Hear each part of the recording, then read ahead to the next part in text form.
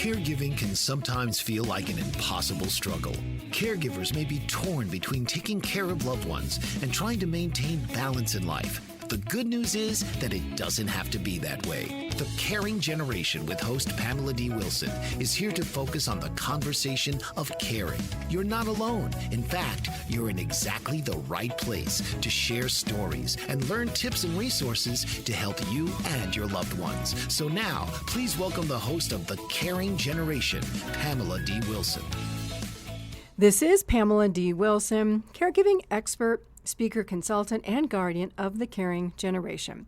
The Caring Generation focuses on the conversation of caring, giving us permission to talk about aging, the challenges of caregiving, and everything in between. It's no surprise that needing care or becoming a caregiver changes everything. The Caring Generation is here to guide you along the journey to let you know that you're not alone. You're in exactly the right place to share stories, learn about caregiving programs and resources to help you and your loved ones plan for what's ahead. Invite your aging parents, spouses, family, and friends to listen to the show. If you have a question or an idea for a future show, share your idea with me by responding to my social media posts on Facebook, Instagram, Twitter, or LinkedIn. Today we're talking about why older adults can't get care, to answer the question of why is having a primary caregiver important. Older adults who live alone or are married may find interactions with the healthcare system problem-free until a health diagnosis begins to cause challenges with getting care or learning the actions to take to resolve health issues. I'll share 8 reasons why older adults can't get care and things you can do to advocate for yourself or a loved one. The healthcare system of hospitals, doctors, pharmacies, and insurance companies can add to the reasons why older adults can't get care. Joining us to share basic but relatively unknown reasons for why healthcare is so expensive and what consumers do is Dr. Edward Hoffer. Dr. Hoffer earned his Bachelor of Science in Planning degree from MIT and his medical degree from Harvard Medical School and completed his residency training in medicine at Massachusetts General Hospital, where he has been involved there in research for 50 years. In addition to his work in medical informatics, he maintains a clinical practice of cardiology and internal medicine in Framingham. He is an associate clinical professor of medicine at Harvard, performing ward rounds, delivering lectures, and conducting case conferences. He's taught both physicians and the lay public through formal grand rounds and public lectures, focusing on his clinical areas of interest in atrial fibrillation and geriatric cardiology. He's also contributed via committee work and leadership roles at the hospital, state, and national levels. Our discussion answers questions that many caregivers ask and features information from his book, Prescription for Bankruptcy, A Doctor's Perspective on America's Failing Healthcare System and How We Can Fix It. You can find this on Amazon, including links to his blog posts. Let's begin with reason number 1 for why older adults can't get care. Most consumers, and this is not limited to older adults, are not health or healthcare savvy. Until there is an interest or problem, there's usually no reason to pay attention to a topic like health or healthcare. Older adults can't get care because most have limited experience with health prevention or seeing doctors until something goes wrong. A diagnosis of dementia, a heart attack, or something else. And even if you have high blood pressure or another diagnosis, you may only see your doctor every 6 to 12 months to get your prescriptions refilled at a 15-minute appointment. So I think we can say that this infrequent amount of contact means that caregivers and aging adults are not healthcare savvy. When you think about it, who wants to spend more time with the healthcare system? No one. I think we would all prefer to remain healthy and out of doctors' offices, nursing homes, and hospitals. This is where it gets tricky.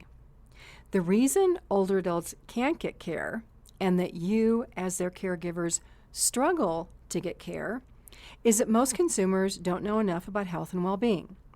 Unless you are a nurse, a doctor, or a professional who has regular contact with the elderly in their homes or healthcare settings. Most family members do not have this level of experience. You don't have all of the knowledge needed to remove barriers to care for the elderly or yourself. Instead, you may play catch-up to learn more about a disease diagnosis and the actions you could have taken before now to ensure that heart disease or another condition didn't worsen. Because time at medical appointments is so limited, many caregivers and older adults search for health information on their own. 3 of the most common wants from caregivers include education or training about caring for aging loved ones, identifying and finding community resources, and support planning for the health issues of loved ones specific to chronic diseases. How many of you agree with this wish list? Many caregivers I communicate with my online caregiver support groups, social media, consultations, or conversations don't realize that information or support exists. In my opinion, this is because the contributions of family caregivers go unrecognized. Many caregivers work. Workplaces offer few programs specific to elder care. The healthcare system, hospitals, doctors, insurance companies treat medical diagnosis, and they don't go beyond this to provide the support that can have the greatest effect to resolve why many older adults can't get care. This takes us back to consumer responsibility for health and learning to navigate the healthcare system.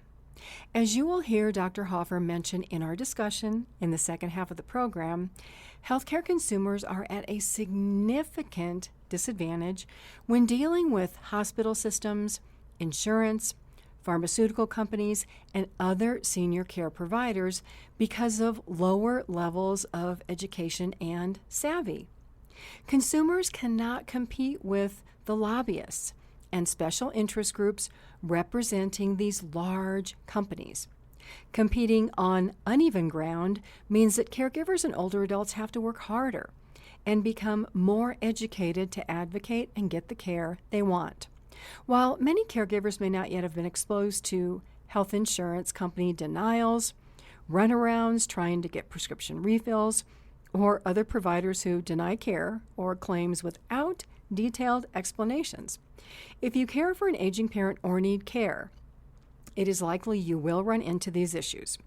Reason number 2 for why older adults can't get care: you and your caregivers don't know the questions to ask. Think about your experience with doctors or anyone in the healthcare system. They are time limited. Their job is to speak with you, address your concerns, and send you off as quickly as possible. Healthcare interactions means getting you off the phone as quickly as possible.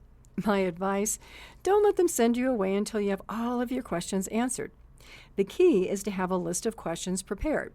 And if one person runs out of time, to ask, who is the next person that can help you?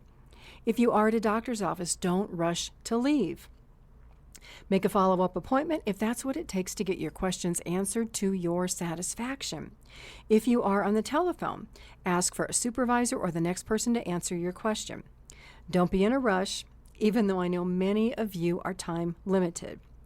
Caregivers and older adults who get the care they want are polite, tenacious, and thankful.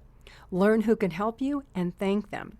There's nothing wrong with saying, "Are you the person who can help me with this?" or "Should I be talking to someone else?"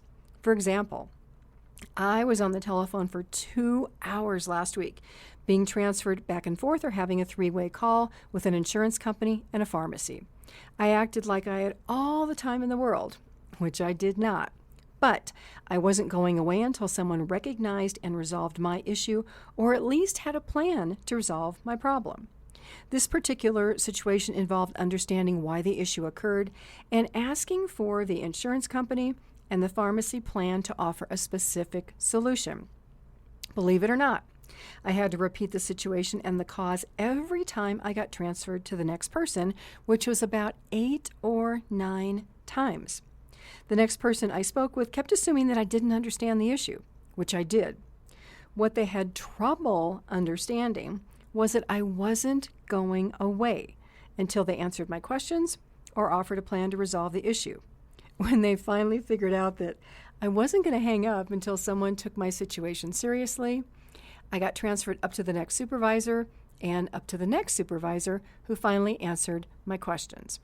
Many older adults and caregivers can't get the care they want because of not being specific about what you want or not investigating and understanding the situation thoroughly so that you can explain it back to the healthcare providers who assume you do not know what you are talking about. There are no shortcuts to getting the care that you want. As consumers, you have to do the work because the healthcare system is too rushed to help you. And the people you talk to may not be unable or may be unwilling to help you. While I know this is frustrating, if you are the caregiver, don't give up. Don't become a contributing factor for why you or older adults can't get care. We're off to a break. If you are looking for help navigating the healthcare system, decision-making about care for elderly parents, or making a care plan for yourself, I can help. Visit my website, PamelaDWilson.com, and schedule an elder care consultation. Click on How I Help, Next Family Caregivers, and Next Elder Care Consultation. This is Pamela D Wilson, caregiving expert, author, and speaker on the caring generation. Stay with me. I'll be right back.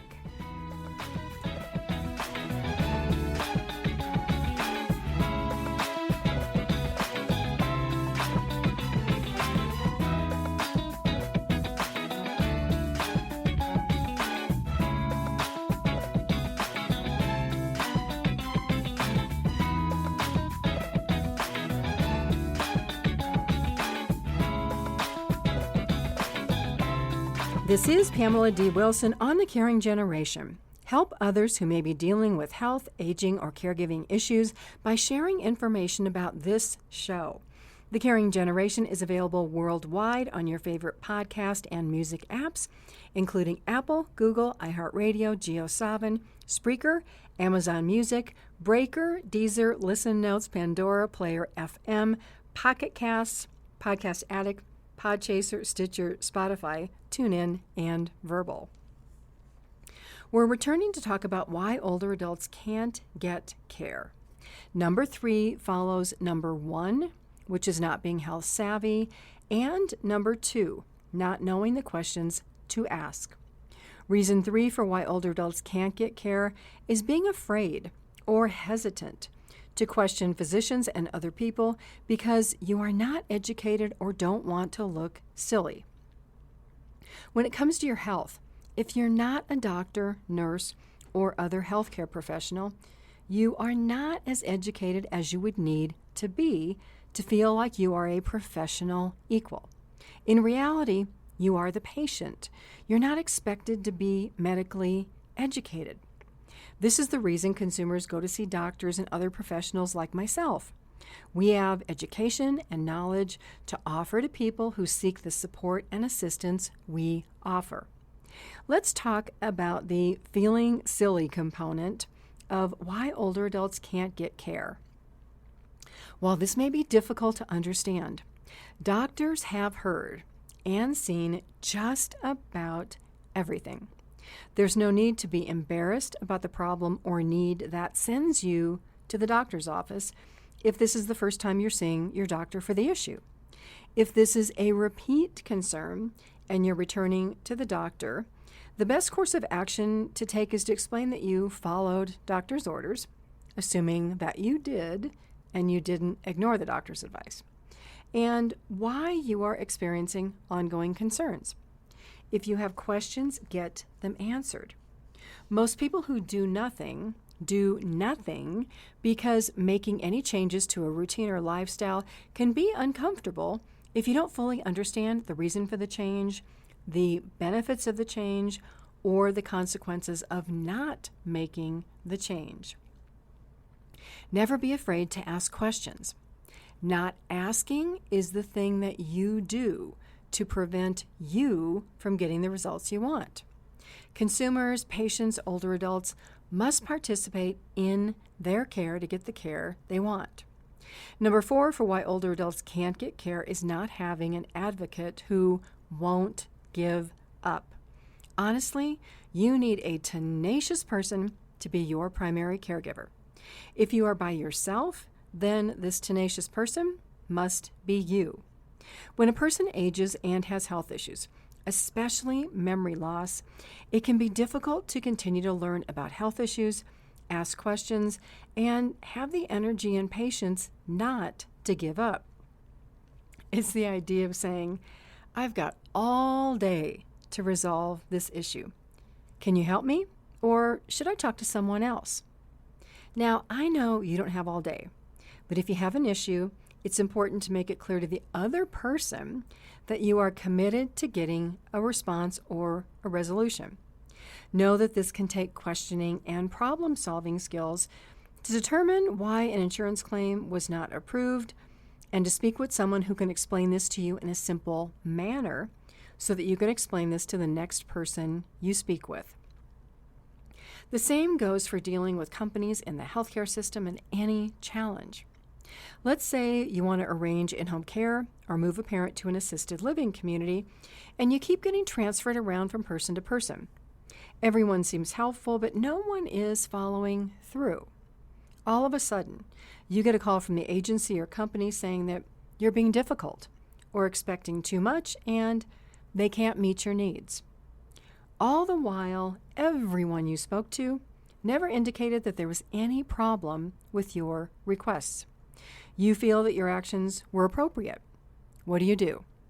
Drop it and move on, or request a meeting to review the concerns. One of the reasons older adults can't get care is that they don't stand up for themselves or have a primary caregiver or advocate with the skills to resolve conflict. Think of working with the healthcare system this way. They offer a product that consumers need. Healthcare providers don't want to negotiate because they don't have to. There are 100 people behind you wanting assistance. If you're perceived as a problem through your interactions with them, or if they can get you off the phone quickly or off their list quickly, that's exactly what they want to do. Companies whose services are commodities, like healthcare, especially those who set the rates and you have no control over the charges, don't need to have great customer service because they don't have a shortage of customers. Consumers, patients, and the elderly are at a disadvantage because you need the healthcare system. Your challenge is to learn as much as you can to position your needs in a way that providers understand what you want and are willing to work with you. Reasons that older adults can't get care is because older adults can become impatient, forgetful, not follow through, and forget who they spoke to on the last phone call to the doctor's office. If you're not good with details and follow through, it's going to be challenging to get the care you want. If you are an older person by yourself, you may need to hire a caregiving advocate. The money you spend can save you hours of time. Caregiving experts like myself, who have tens of thousands of hours of experience, know how to work with a variety of healthcare providers, and we speak the same language. Family caregivers I work with often cite frustration as the reasons for giving up. If you give up, who wins and who loses? You or an aging parent loses. The healthcare system wins. I believe that every person deserves care, no matter the age.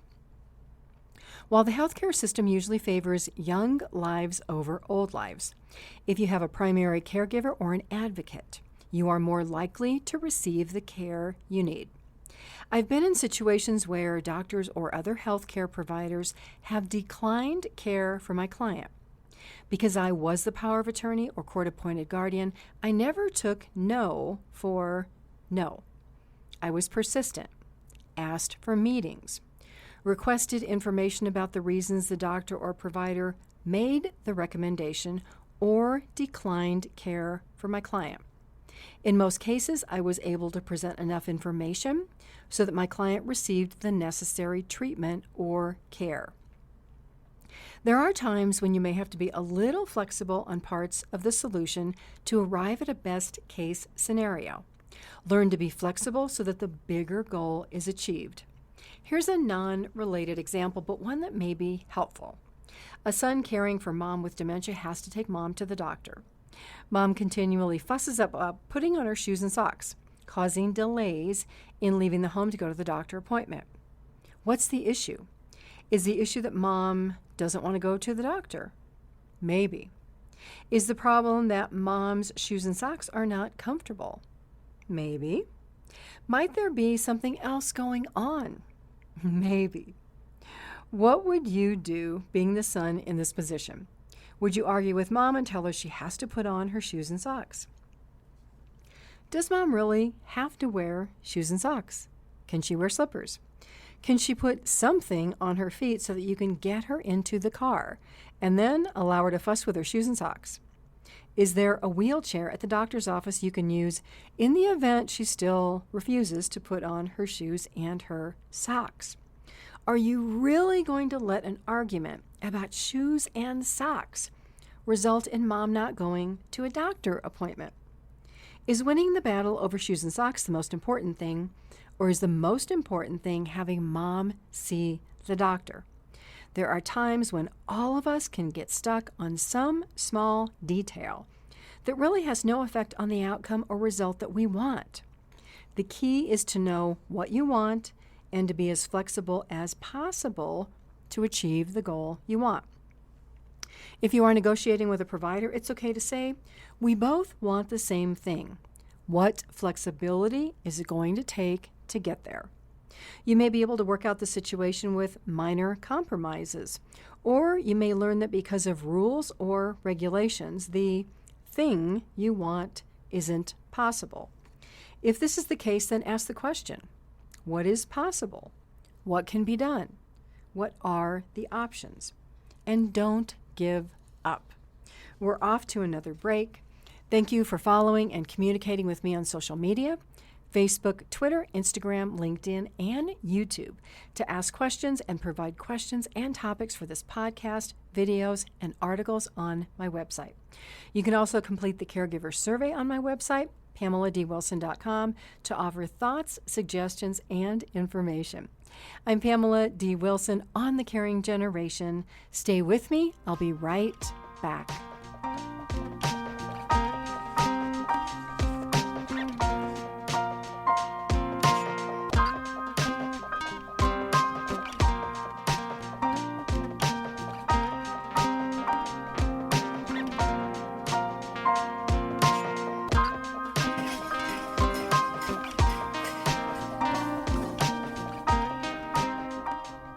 This is Pamela D. Wilson on The Caring Generation. Tips, articles, videos, this podcast, my book, The Caregiving Trap, Solutions for Life's Unexpected Changes, online courses about becoming a guardian, and actions to help yourself or an aging parent live independently at home are all on my website at PamelaDWilson.com. Please share this show and information with others you know who are seeking hope, help, and support. Research confirms that many people helping or caring for elderly parents don't know who to trust for education, resources, or accurate information about caregiving, aging, family relationships, and everything in between. You're here with me on The Caring Generation. Trusted information is here. Let's talk more about why older adults can't get care. There are many barriers to care for older adults.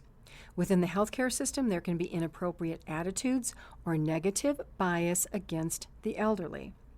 Many healthcare workers lack training or sensitivity to the needs of older adults, especially those diagnosed with dementia, who may forget or repeat information.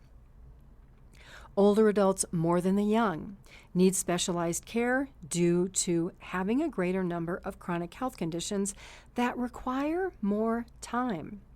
Because some doctors and nurses may believe that care for the elderly is not worth the effort, or that older people are closer to death, they may not be willing to address healthcare needs, but instead recommend hospice or end-of-life care. I know this happens because I've experienced healthcare bias against the elderly when I was responsible for managing the care of my clients. As consumers, caregivers, and older adults, it's important that you are aware that these issues can happen so that you have a plan for how to respond. Physicians and nurses can have the general opinion that hospitalized older adults have irreversible conditions and may not respond to care and treatments.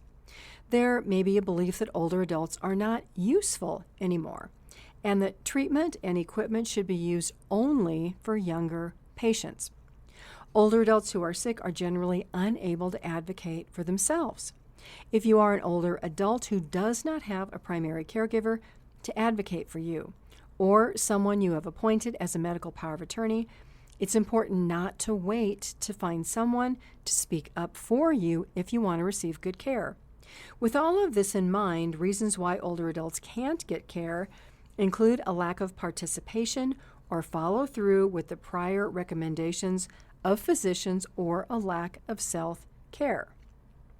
Additionally, the general health of all patients, their activity levels, nutrition habits, weight, and routines are considered when doctors make medical care recommendations. An older adult who is physically active, walking several miles a day, will be more likely to be considered for hip replacement surgery than an aging adult who sits at home all day, is overweight, and inactive. Let's look at health observations by society and relate these to medical care. Consumers and society treat obese people differently. People who have larger than normal body sizes suffer discrimination, prejudice, and humiliation in many areas of life. Weight stigma has significant effects on larger than normal people. According to an article, What Does Fat Discrimination Look Like? Women in professional occupations face more discrimination than thinner colleagues. Overweight people feel self-conscious about going out in public to grocery shop or eat at a restaurant.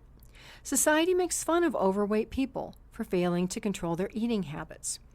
Overweight persons avoid attending medical appointments because of fear of being judged negatively by doctors who may be overweight themselves. This means that overweight persons may not receive medication treatment for conditions they already have that have the potential to worsen. The healthcare system is imperfect. Many consumers view the healthcare system as an authority because of declines for care requests and other challenges. The number 5 reason for why older adults can't get care is that they give up too easily. Many parts of life have an associated hassle factor. When we're young, we may be more resilient and not give up as easily. Experience can lead to understanding that most people will give up if told no, or if additional effort is necessary to achieve a goal.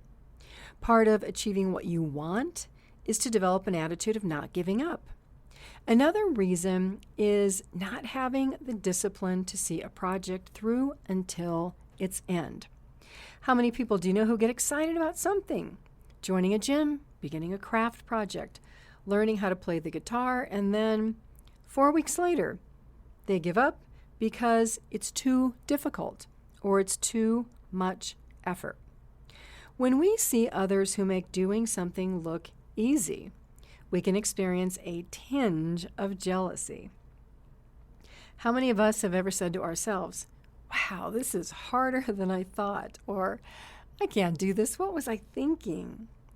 Being persistent at anything, including becoming a healthcare advocate for yourself or another person, involves a mindset and a belief system that says, when things get tough, I will keep going. It's having a belief system that recognizes that every problem has a solution.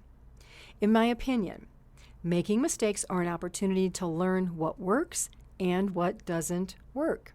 You simply stop doing what you know doesn't work. Specific to why older adults can't get care, this goal also includes having an open mind. Being stuck in a habit for 40 years can be hard to change. When the doctor tells you that strength training exercises will reduce back pain or arthritis pain, and that seems like a lot of effort. The tipping point for older adults to get good care is desire and persistence. This includes the discipline to keep going even on days when you'd rather stay in bed and eat ice cream or munch on a bag of potato chips. There is no easy road to living a healthier life. It is much easier if you learn about health and what it takes to stay healthy when you are young, so that by the time you reach retirement age, you're healthier and more active than most of your peers. While we can't turn back the clock, we can change where we are today. On this topic, joining us after this break is Dr. Edward Hoffer. Many caregivers I speak with are frustrated by the healthcare system, but lack an understanding of the issues. We'll talk about why healthcare is so expensive and why consumers seem to be getting less and less care. Many of the healthcare conversations that occur are politically motivated and not explained in a way that is easy to understand by consumers who are the most negatively affected. Stay with me to learn why healthcare continues to be a hot topic in the United States. Share this episode and over 100 episodes of The Caring Generation with family, friends, and your workplace to make healthcare, aging, and caregiving education accessible for everyone. This is Pamela D Wilson on The Caring Generation. Stay with me. I'll be right back.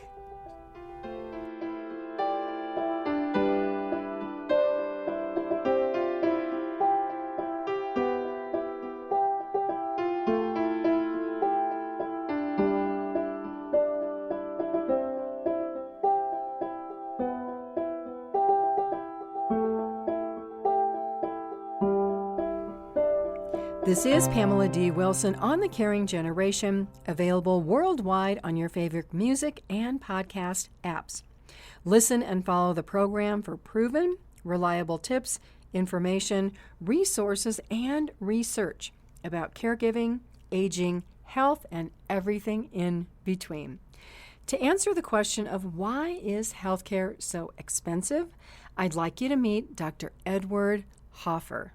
Dr. Hoffer, thank you so much for joining me. My pleasure. The healthcare and pharmacy lobby have a significant power because they contribute to the government and re-electing state senators, representatives, governors. What about these relationships makes it difficult for elected officials to truly represent the interests and needs of consumers specific to healthcare? When you look at what determines the regulations, rules governing healthcare, you have really an unfair fight. I heard a very wonderful analogy. It's in the United States, we call it lobbying. When the same practices happen in countries abroad, we call it graft and corruption. What you have, when I say it's an unfair fight, is on one side you have the general public, and the general public are not terribly well organized. They have no common voice. And for the vast majority of Americans, healthcare costs is just one of numerous worries. So they're not going to focus on that to the exclusion of other things. And on the other side, you have a highly organized, highly motivated special interests with very deep pockets. Among the top 5 lobbying groups in Washington are the pharmaceutical industry, the hospital industry, and health insurers. And these people go in there with lots of money. And to think that our senators and representatives will ignore the people who are funding their campaigns to do something for the public good is, I'm afraid, overly optimistic.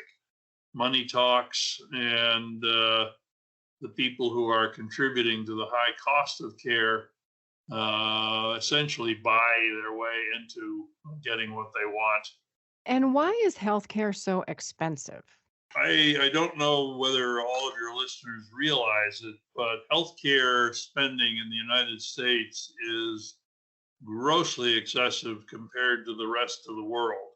If you look at the US versus comparable countries, and by comparable countries, I mean Western democracies, wealthy countries, Britain, France, Canada, Scandinavian countries, we spend roughly double per person what they spend on healthcare. Somewhere approaching $11,000 a head goes to healthcare in the United States versus about $5,500 in the average of our fellow Western democracies. So we are spending obscene amounts of money, and we're not really getting good value for our money. We're getting, if you look at healthcare outcomes in the US compared to our fellow Western democracies, we're pretty mediocre by most measures, including things like life expectancy. We're either in the middle or down near the bottom. So we're spending a lot, and we're really not getting value for our money. Why? The best answer was a title of a paper written by a Professor Uwe Reinhardt, who's now the late Uwe Reinhardt, who was a health economist working at Princeton. And he wrote a very famous paper, the title of which was "It's the Price is Stupid," because we don't use more healthcare in this country.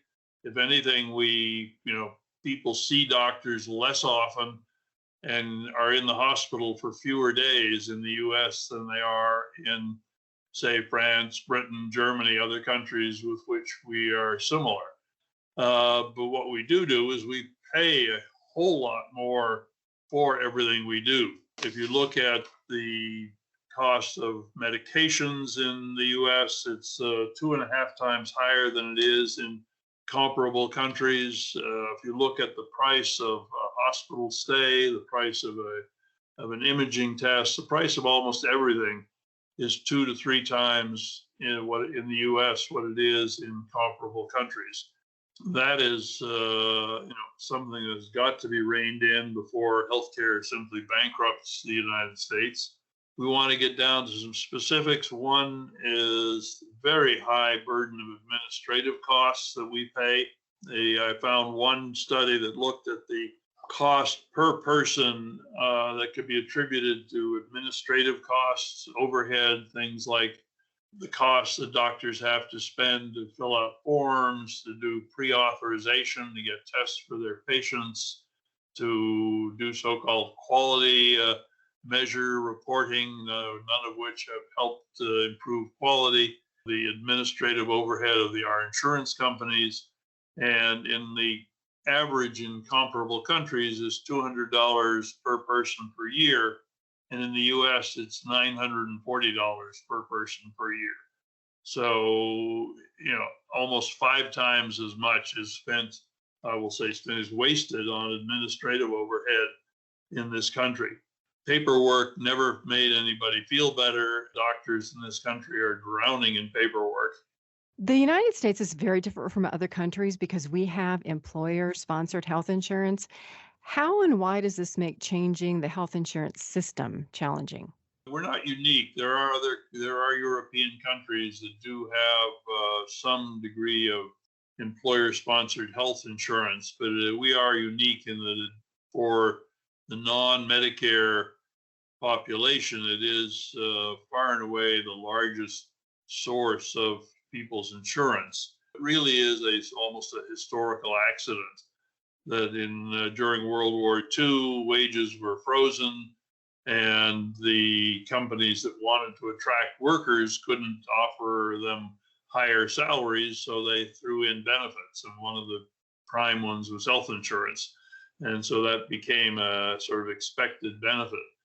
And when costs were manageable, that was not a bad arrangement. But as healthcare costs have soared, employers have sort of fought back by doing things like raising deductibles, raising copays, so that health insurance for many, especially low-paid workers, is becoming less and less valuable.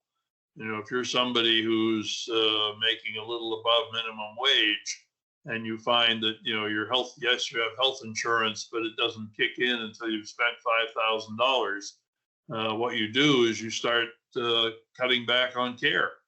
And, you know, for a lower paid employee, having that kind of health insurance is almost as bad as not having any at all, because what they do is they skip preventive care, they skip required tests, in many cases they skip medications. So employer-sponsored care is becoming less and less of a valuable benefit to many people.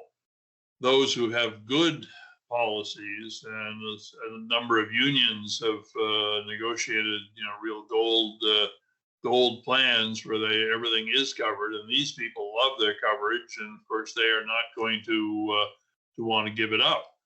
You have the fear of the unknown. You know, I've got policy through my employer. I don't want to lose it because I'm not sure what's going to happen. The inertia factor, which affects all of us in everyday life, you know, giving up something we have for something we're not sure we understand. The fact that that is a dominant provider of health insurance makes it hard to change. And for all of these people who are either uninsured or like you mentioned, their income is so low, it doesn't make sense for them to even have health insurance if they have to spend $5,000 before they get anything. What's the solution for the uninsured or the people who can't afford health care? My belief strongly, and it's politically, it's probably a non-starter at the moment, is that we should have single payer universal coverage where basic health care is provided as a basic human right. I think in a country as rich as the United States, to have somebody die because they can't afford proven effective care is immoral and unacceptable. I don't think that everybody should necessarily expect identical care. I mean, we are not a socialist country, we're a capitalist country. And those who are financially better off can have their elective cosmetic surgery, they can have their concierge doctor, they can have their private room when they get hospitalized. And just as they drive fancier cars and live in bigger houses. But I think that proven preventive care, proven therapeutic care should be available as a right to everybody in this country. I'm also realistic enough to know that that's not going to get through our current Congress. So more practical approaches that could be adopted almost immediately would include things like expanding Medicaid under the Affordable Care Act. States were given incentives to expand Medicaid. Some did, some didn't. I think we need to increase the carrots and increase the size of the stick to encourage every state to expand their Medicaid coverage. I think we should gradually decrease the age of eligibility for Medicare, and also probably let smaller companies buy into Medicare, because it's often the smaller companies that simply cannot afford and don't provide health insurance to their companies. And we should make it easier to enroll on the exchanges. You know, at the moment, it's bureaucratically difficult, and there's a very steep cutoff in subsidies. I think it should be made easier and more attractive for people to sign up for insurance through the healthcare exchanges. You and I had talked before. We talked about Medicare capping fees, and a lot of consumers don't know that Medicare has a cap. So if that was what we ended up doing, and we got rid of this scary term that's Medicare for all, where people are scared of this because they don't know what it really means, and we just offered Medicare capped fees for lower income people. The question is then, how do we pay for that? There, there are lots of ways of capping expenses. One, most hospitals will tell you, and I think it's probably reasonable, is that when they accept Medicare rates, pretty much every hospital in the country accepts Medicare because you can't stay in business if you don't. And their claim is that Medicare covers about 85% of their costs, and that they make up the difference by higher charges on commercial insurance. Well, if they feel that Medicare covers 85% of their costs, then let's say that Medicare rates for everybody should be set at Medicare rates plus 20%, which would more than cover their costs. It would get away from the fact that you have in many places, and this has been repeatedly proven, you have as much as tenfold variation in the hospital's charge for the same service. There's just no way to explain or excuse this. It's got no correlation with quality. It's the fact that hospitals set whatever rates they want to set. I think there ought to be an upper limit on what hospitals can charge, and it should be set at a fair price, and hospitals can learn to live with it. There's so much waste in the system. There's so much bureaucratic overhead that contributes nothing to people's health that hospitals may have to, gradually stop filling a few positions of vice president of this, that, and the other thing to get their costs down to a reasonable level. I mean, we have way too many administrators and we have way too few nurses, and we need to change that balance quite a bit. But paying for it, so is it, we have Social Security deductions out of our paychecks. We have, Medicare deductions. Do we have to increase payroll deductions to pay for this for the uninsured? How do we pay for this? I think some obvious things are to drop the income cap where Social Security taxes are no longer withheld. That if you make up to, your first, I think it's around $135,000 a year. If you earn 10 times that, you don't pay any more Social Security taxes than the person who makes exactly that. And there's no rhyme or reason for it. It should be expended to your total income. I think we need to reduce fraud and waste. That is a subject that is difficult to get an absolute handle on for the obvious reason that you only know about the ones you catch. But even the ones you catch are in the tens of billions of dollars that goes to totally useless procedures that have been proven to do no good and yet keep being done and keep being paid for. We need to greatly increase our ability to catch fraud, which again wastes enormous amounts of money. We need to lower the administrative overhead. We need to say to insurers, if you're going to ask people to report into you on what they're doing, let's start with things where you actually have some proof that it helps patient outcome. Too much of what people are asked to report on at considerable administrative cost is simply somebody's idea that, well, this sounds sensible, we ought to measure this, with absolutely no proof that it improves care. And when people have looked at all of these measures that hospitals and doctors have to provide, they uniformly find that they have no impact on improving care. Dr. Hoffer, I thank you so much for joining me today. My pleasure. I think people need to get organized. We need the public to start speaking to counteract the lobbyists, and hopefully we can incrementally make some change. This is Pamela D Wilson, caregiving speaker, expert, and advocate on the Caring Generation program for caregivers and aging adults. Whether you are 20 or 100 years old, you're in exactly the right place to learn about caregiver support programs to help you and your loved ones plan for what's ahead. If you're not sure how to talk to your children about caregiving issues, or if you've tried to talk to your aging parents, let me start the conversation for you. Share this podcast and over 100 episodes with everyone you know. We're off to a break. This is Pamela D Wilson on the Caring Generation. Stay with me. I'll be right back.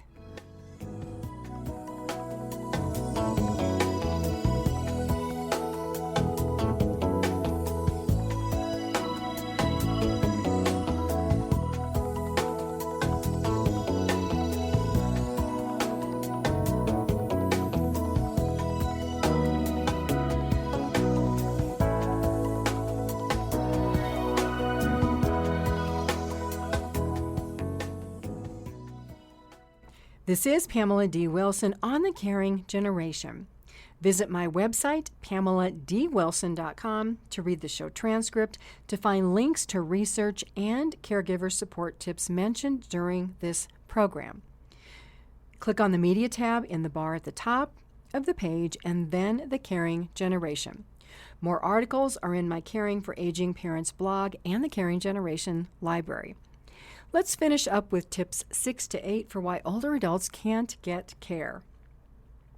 Number 6 is distrust of the healthcare system and the government. I believe this lack of consumer trust has escalated since COVID began with inconsistent messaging and lack of factual information. I don't know about you, but I choose my news sources since most of them, my opinion again, rarely present both sides of the story. Most have the goal of telling consumers how to think, which I can't entirely agree with. You have your own mind. Do your own research, find the facts, understand the consequences, gather a few opinions, and make the best decision you can. Whether it's about getting vaccinated or placing a parent in an assisted living community or a nursing home. Just remember, if things don't go the way you expect, take responsibility for your decisions and don't blame others. Next, for why older adults can't get care is reverse bias. Just as healthcare providers can be biased against providing care for the elderly who may have outlived their usefulness, older adults, persons living in rural communities, and some minorities are less trusting of doctors. Building relationships with the healthcare system takes time. Building trust takes time. If you want to trust a doctor, you will eventually have to establish care with a doctor. Like we talked about with Dr. Edward Hoffer, medical copays can prevent getting the care you need. Find a way to prioritize your health today by setting an annual medical appointment for preventative screenings and treatment. Your older self will thank you years down the road, especially if you were able to catch chronic diseases before they became life-affecting. Number 7 for why older adults can't get care is having a diagnosis of memory loss. This one is especially challenging because any person with memory loss, unless they have excellent insight, does not realize he or she is experiencing memory loss. It's difficult to discuss a concern with a physician that you don't recognize having. On this topic, if someone says you are becoming forgetful, don't argue with them. Your children or a friend may be trying to help you. Accept the feedback and make a doctor's appointment to investigate the issue. There are times when memory loss can be affected by prescription medications, having a urinary tract infection, or other health concerns. It's best to take a direct path and investigate the causes. If you are diagnosed with memory loss, then it's time to create a care plan, including legal planning, so that you have someone to care for you when you can't. Memory loss is a major reason why older adults can't get care. If you can't make medical or financial decisions, and you have not appointed an agent under power of attorney, it will be very difficult to predict who will make healthcare decisions for you. Wouldn't you rather receive care from someone you know and trust? Number 8 for why older adults can't get care is an obvious one that not everyone considers. Some adults grew up or have lived their lives in very rural areas where access to doctors, hospitals, and other providers is not nearby. This may not be a big deal when you're young, but when you age and have health issues that benefit from ongoing physician visits, it is a big deal. I know several individuals who lived in rural areas. They didn't feel well and died in the car on the way to the hospital. While I realize that moving from a long-time home may be emotionally difficult, having easy and close access to medical care becomes more important when older. If you're in your 60s, do you have access to medical care? Where does your family live? Have your children moved thousands of miles away? If something happens to you, who is your caregiver? If you have planned and have answers to all these questions, you may have a great care situation established to respond to the unexpected. If not, it's probably time to have that conversation that I recommend all families have before any type of care situation arises. Who will care for you? Where will care be provided? And who will pay for care? Rather than reacting in crisis to the unexpected, create a plan today. If you are an aging adult or a caregiver not sure what to do or how to plan for care, my website, Pamela D Wilson, offers resources for caregivers.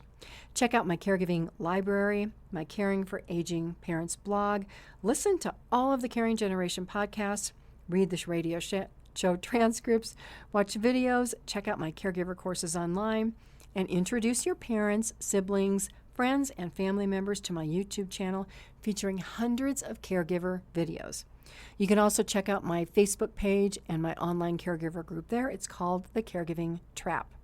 There's something for everyone at PamelaDWilson.com. This is Pamela D. Wilson, caregiving expert, advocate, and speaker. I look forward to being with you again soon. God bless you all.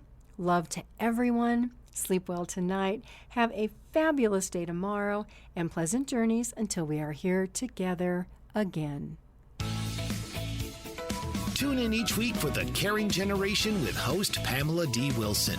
Come join the conversation and see how Pamela can provide solutions and peace of mind for everyone. Here on Pamela D. Wilson's The Caring Generation.